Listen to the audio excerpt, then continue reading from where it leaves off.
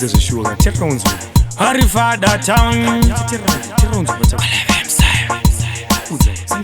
takatanga ndicho chakachenjedzwa apa ndaionera zvangu ndichimedheta kunge ndiri blind zvangu ndichipretenda tokutuma stories shuwa ndichipoketa they come riluzokupfuurira ndiri vakupfuurira uchibva wazvifarira ndiri warifarira uchibva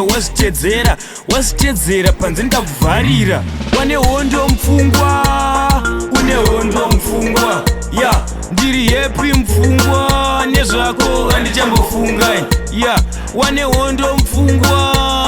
une hondo mupfungwa ya ndiri yepi mupfungwa nezvako handichambofunga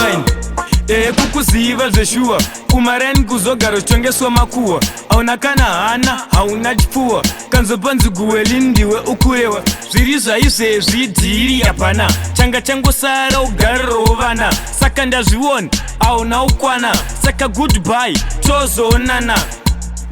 wane hondo mupfungwa une hondo mupfungwa ya ndiri yepi mupfungwa nezvako handichambofunga ya wane hondo mupfungwa une hondo mupfungwa ya ndiri yepi mupfungwa nezvako handichambofunga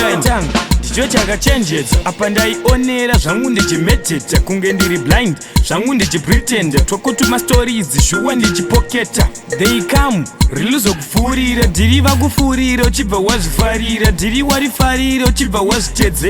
wazvitedzera panze ndikakuvharira wane hondo mupfungwa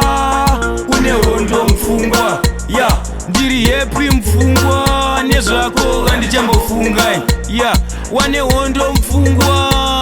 une hondo mupfungwa ya ndiri yepi mupfungwa nezvako handichambofunga wane hondo mupfungwa une hondo mupfungwa ya ndiri yepi mupfungwa nezvako handichambofunga ya wane hondo mupfungwa une hondo mupfungwa ya ndiri yepi mupfungwa nezvako handichambofunga